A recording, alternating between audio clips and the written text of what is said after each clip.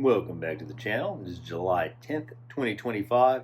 2 days ago, the PRS NF 53 SE was announced, and I ordered one immediately because I've been wanting to make this rather ever since the American-made one was announced, and it was announced to be ludicrously expensive for what it is, and it is. But we now have an SE version. So this came from Sweetwater. Again, thank you, Nate, and everyone at Sweetwater. 2 days is very fast. So we have good packaging as usual. For some reason, a sticker that says hot. I believe this should have a gig bag. Retail price of $9.79, which in these times prices are going up. I will go ahead and say that's what most exactly what the price was for a McCarty SE a couple years ago when I got one, the new price, and that is a more expensive guitar to make. So I'll go ahead and say that no matter how nice this is, for the SE version to be almost $1,000, I think that's a little bit pricey for a Telecaster style guitar, which I have no problem saying. Okay, PRS always has a nice gig bag, impeccably packed it seems by Sweetwater. Okay, so see it with me for the first time. Oh yes, here we go. So the SE version of the NF 53, really like that. It's nice. So first impressions. So obviously one of the advantages, get back out of the way here, of Sweetwater is getting to pick the specific guitar you want. I went with this one because I really liked the grain on the ash body. It's just really nice. It's actually a little bit heavier than some of the others. This was, I believe, 8 pounds 6 ounces, which was just about the heaviest one they had in this color. This is called White Dog Hair. So first impressions, everything looks really good out of the box. Don't see any problems. Let's see. Yep. So the NF 53, as I think it's amusing that when the American-made version came out into this day, and I love Paul Reed Smith. I agree with Phil McKnight. He might say some outlandish things at times and hype his stuff up, but I think he really does believe all of it. But I thought it was funny because he kept referring it to a vintage 53 guitar instead of just saying a 53 Telecaster. So that's my first impressions here. Of course, if you've watched the channel, I've owned a lot of PRS SEs over the years. And this one is first impressions quality right on par with the others. You get the 2 narrow field deep dish pickups. These are humbuckers. It does look like that one does have a little, this is a very minor detail. It's a little bit scratched there almost. Volume, tone. They go out of their way to not say that this was based on a 53 Telecaster, but it was. One of the first things, and for me personally, I even say concerns out of the box, is that those Teles are known to have thick necks, and I prefer a thinner neck. I loved the NF3. You may have seen on the channel a little more than a year ago. I hated I had to sell that one, but to fund more things on the channel. I love the neck on that one. This one is not a it's not a McCarty neck. It is fatter and fuller than the NF3 was. First impressions, I preferred the NF3, just neck shape. That's 100% personal opinion. I mean, even at roughly 8.5 pounds, it's still a really good weight. This is my first experience with their new style buttons on their tuners, and I have to say I like it. Looking at the fretwork out of the box, man, it is just, I've already seen Phil McKnight's video on this. I think he got a 3 out of 5 on the treble side. This is a 5 out of 5. I know you can only see it so well in pictures, but they're well polished, no fret sprout at all. Man, this is just a really, feels like a really solidly made quality guitar. Love the little rear contour. I've heard many people say this is not a Telecaster, nor do I expect it to be. What I expect it to be is has sort of the vibe of a Telecaster, but a Paul Reed Smith sound. I'm very intrigued to hear how these pickups sound in this setup. I thought they sounded good, but not great in the NF3. In fact, I love that guitar. To say that it was my least favorite part of the guitar is makes it sound worse than what it is, because I thought they sounded good, but I wasn't blown away by them. So we'll see how it is in this setup. I've always wanted to have a Vela. Never have quite gotten around to it. Now the prices are so high, I'm not sure I will, but this has the bridge of the Vela. It's not string through, you can see. It's a top loader, but it has, instead of 3 saddles, 2. So it's a very solid unit here. See the bird inlays. Very, very well done. I believe this pick guard's different than the American version. I think I actually like this one better. It does, as others have said, a little bit more reminiscent of a Tele Deluxe from the 70s, which I think is a good look for something like this. Let me say too that the wood grain looks prominent. They must have used a lot of grain filler or something. You cannot feel it at all. But I think that there's some, and again, keep in mind, I have owned at one point or another double-digit Telecasters in my life. And my favorite Telecasters are usually hot Telecasters with usually hot single coil pickups. So I'm very intrigued to get this plugged in and see how it sounds. And enough of me yammering on. Let's do that right now.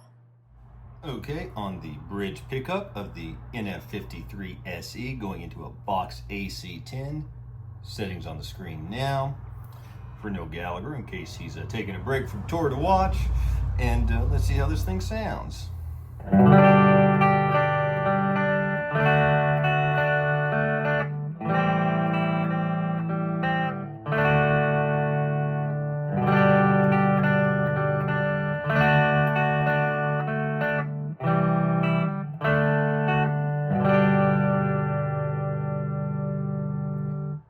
Full and bright at the same time.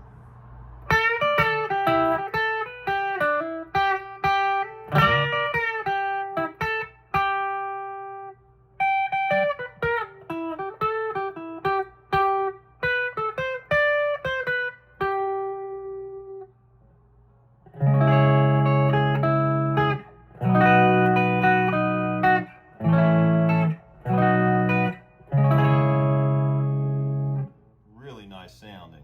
Okay, now let's go to the middle position, both pickups together.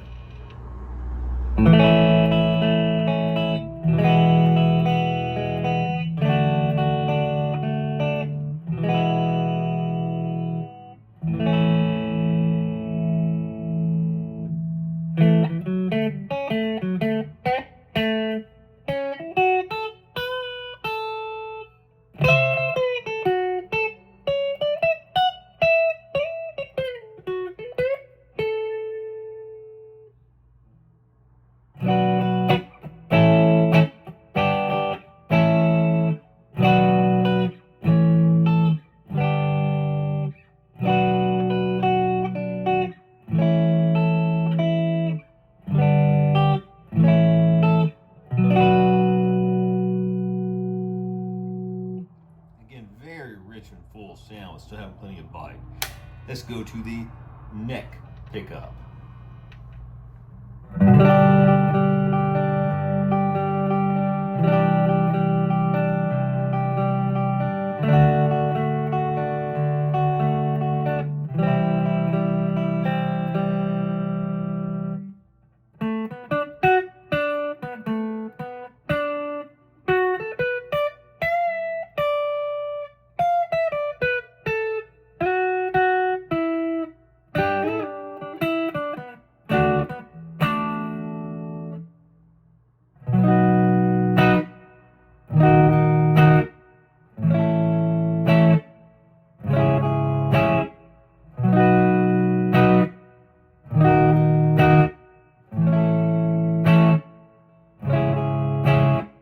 I've kicked on a JHS Angry Charlie for some distortion sounds. Settings on the screen now, back on the bridge pickup, and for all these sound samples, the volume and tone on the guitar are on 10.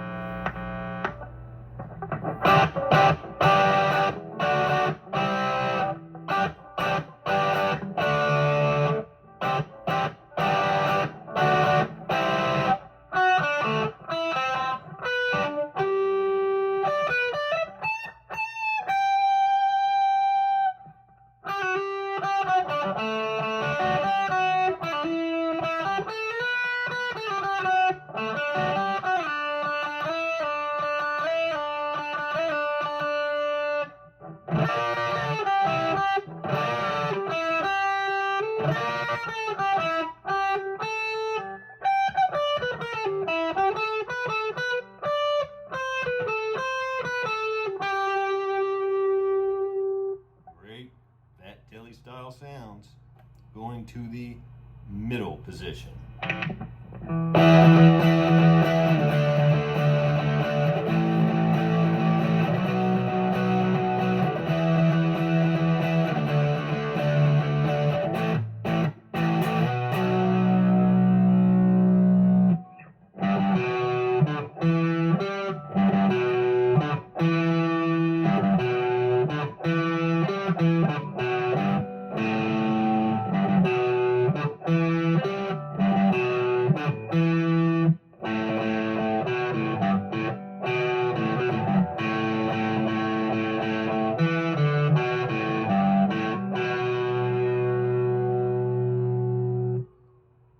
Plenty of bite. Now, as a police car goes by, let's go to the neck position.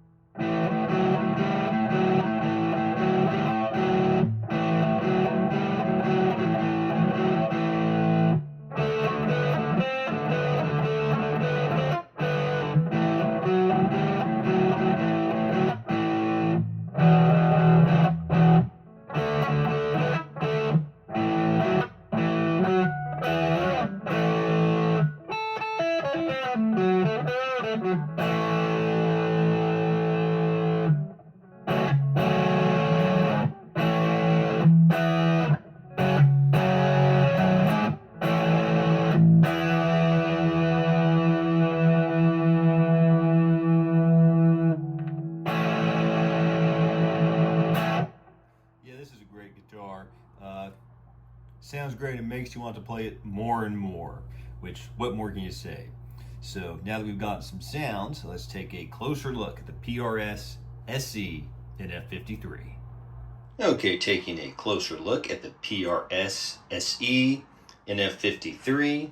First, we'll turn to the bridge. You can see it is a top-loader design. The strings attach right in there, have 2 saddles, otherwise traditional Tele style. As I said earlier, this is like on the Vela.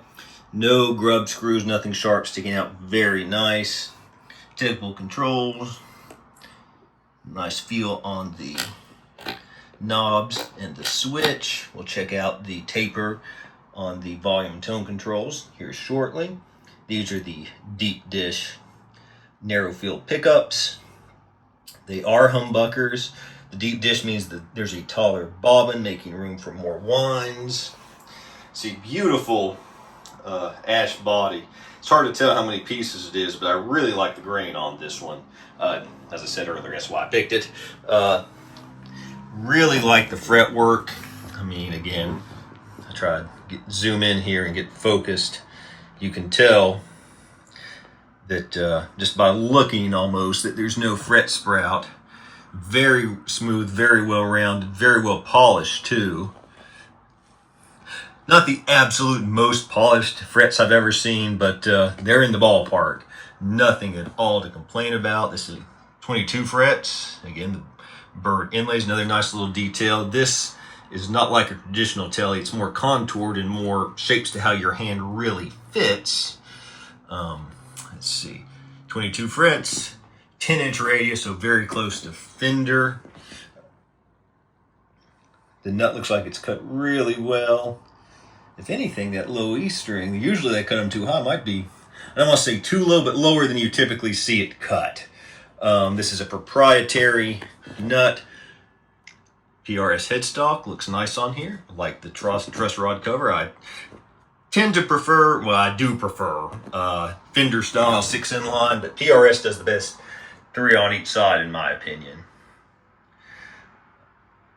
These, though I thought that the hype around the PRS tuner buttons was a little bit overblown, they do feel nice, and they're nice and big and easy to grab. Let's get it turned over here.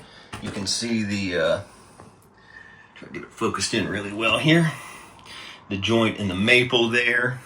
You can see it is proudly made in Indonesia at the Cortec factory. Again, these are non-locking tuners, but they seem to work well. It's taken tuned well so far. Just a maple neck. This is one of those, the finish is so light on it, almost feels like bare wood. Almost too much so, to be frank, if I'm being honest. I like a nice satin neck. I mean, it's not bad, but there's not much to feel there. The heel joints, typical of PRS bolt-on. If you saw my Swamp Ash special video, it's more rounded than a Fender, but nothing extraordinary there. Not like the Ibanez AZ I had on the channel a while back. Nice rear contour. I like it because it's subtle. You can see the nice wood grain on the back, and you can tell not quite a Telecaster shape, but not far from it. So let me just flip this back over just to note something else. There's a very subtle arm contour there, like the Schecter Fastback Gold Top you may have seen on my channel a while back. That's a nice touch. It still feels traditional, but just a little more comfortable than a standard Telecaster. Okay, now we're going to check out the tone and volume controls on the bridge pickup, back on the VOX AC10 clean. This is the tone control on 10, 8, 6, 4, 2, and off. That's a very linear, usable tone control. Because again, this is 10, 7. See, it's nice and subtle. I'm not sure if you can tell coming through YouTube. 5. Let's say about 3.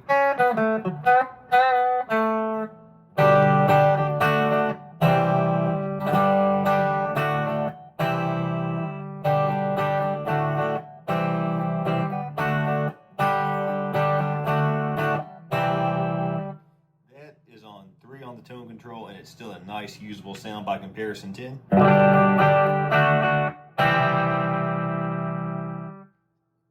That's really, really nice. That's about as nice of a tone control as I have heard. Because again, let's just go really quick from 10 to 0 and back up. That's really good. Now let's try the volume. 10,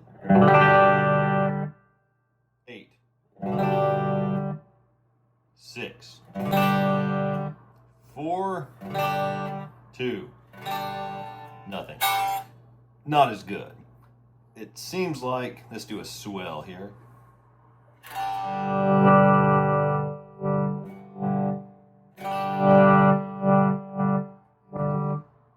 It's nice and gradual from about 7 to 10, but not so great after that. So the tone control is amazing. The volume control is okay. I'm not one that rides the volume control a lot. Honestly, I'm usually a 0 or 10 kind of person. I used a little bit to clean it up, but so that's not a huge deal to me. It might be for you if you use the volume control a lot. But on this specific guitar, volume control is okay, tone control is great. And also, I will link below Phil McKnight's video about this guitar, because he takes a look inside, and Phil can do that better than me. And also, really quick, because this has occurred to me, Phil's guitar had a little bit of issue with fret sprout. This one does not at all. It is as perfect as I've ever had. So that just shows the two guitars out of probably the same batch, because he obviously had one in his possession before the actual release. I got this ordered the day it was released, got it 2 days later. So it's not like they were made a year apart. That just shows that even in a high quality brand like PRS, including the SE line is a high quality brand, there can be some variance. In the near future, I'm going to make a video comparing this guitar and its unique pickups to a Telecaster with Joe Barden, Danny Gatton pickups, with a GNL ASAT Special with jumbo magnetic field design pickups, a GNL ASAT Classic with regular magnetic field design pickups, and a Telecaster with a hot bridge pickup, and also a Seymour Duncan noiseless neck pickup. But that video will be coming in the future and be dedicated entirely to the sound samples. But since this is obviously compared to a Telecaster, I'm going to do a few sound samples for you with one of my most traditional sounding Telecaster. It's a parts caster with all Fender parts and B-Mod 2 pickups. And I'm going to be going through the VOX AC10, same settings as earlier, and with the Behringer Tube Screamer ripoff, the TO800, with the settings you see on your screen now. So I'm going to go some rhythm sounds, bridge, middle, neck, back and forth each guitar, then some lead sounds. And we'll see how this sounds next to a traditional Telecaster.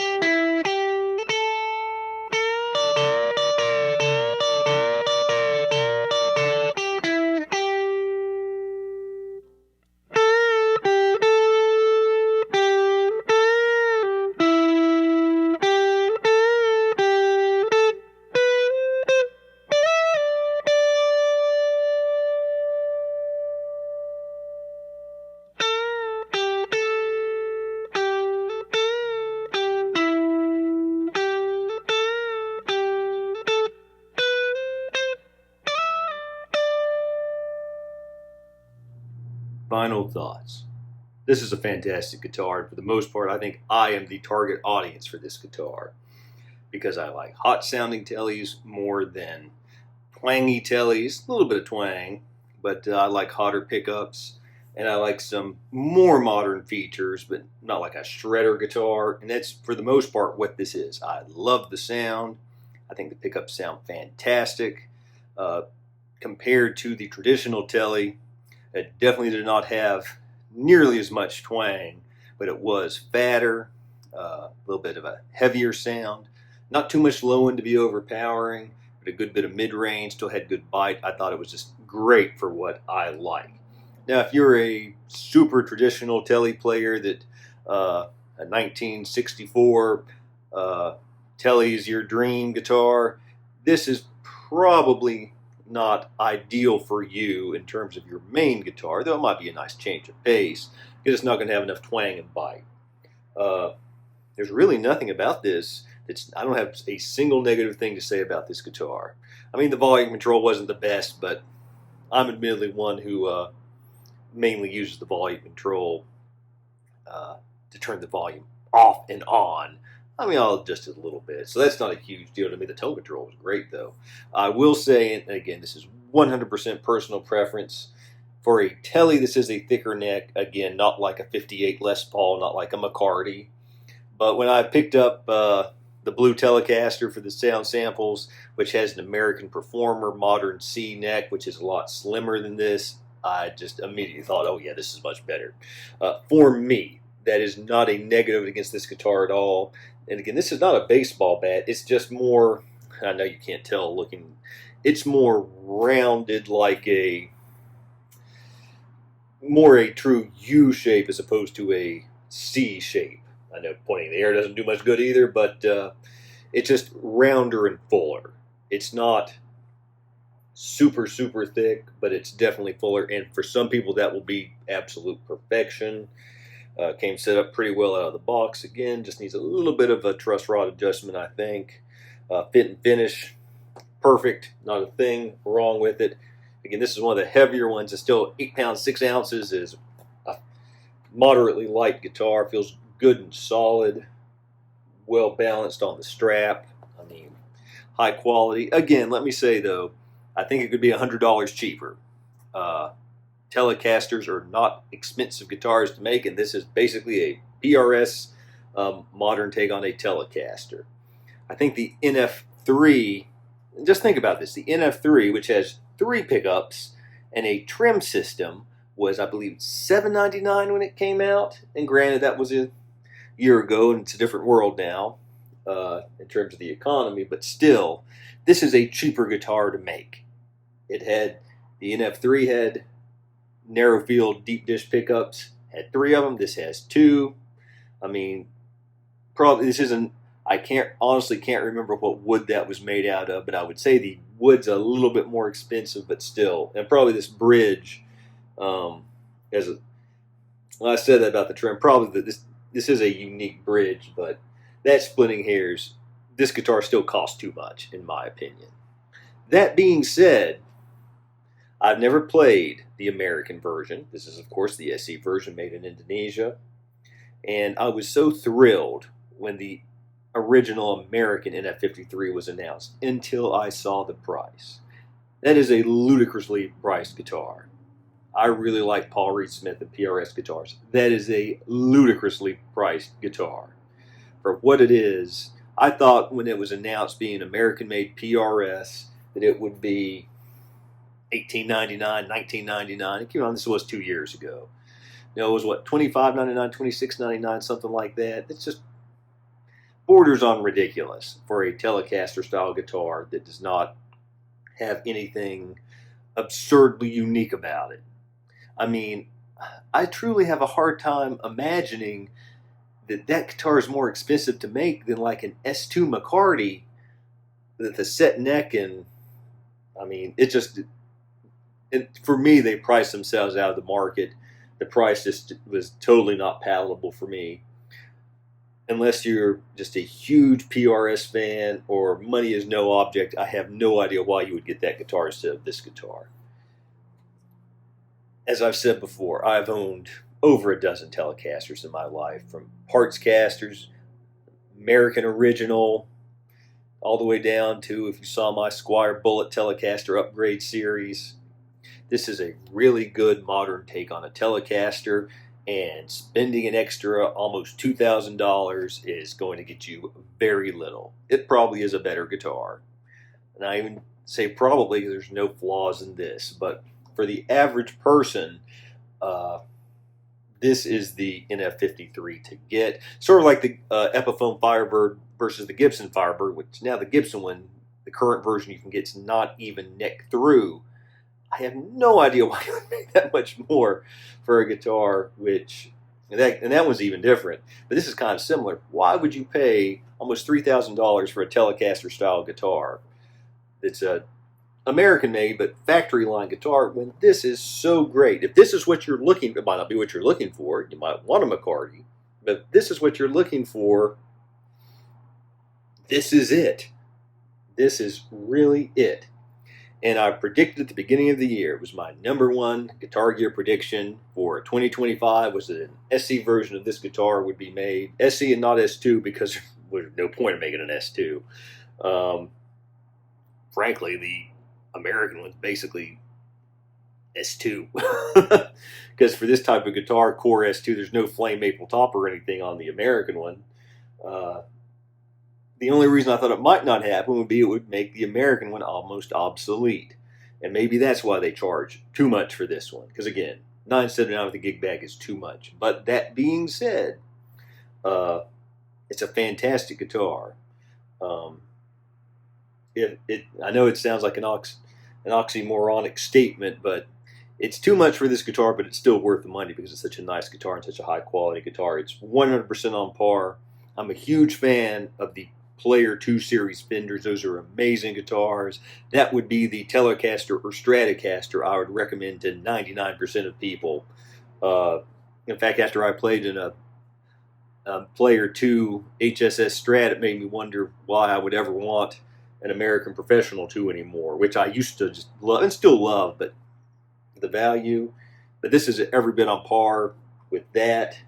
I've not played one of the Player 2 Modifieds to see how they would stack up, but that's kind of more in the price range. But the typical Mexican-made Player 2 series, this is right on par with it.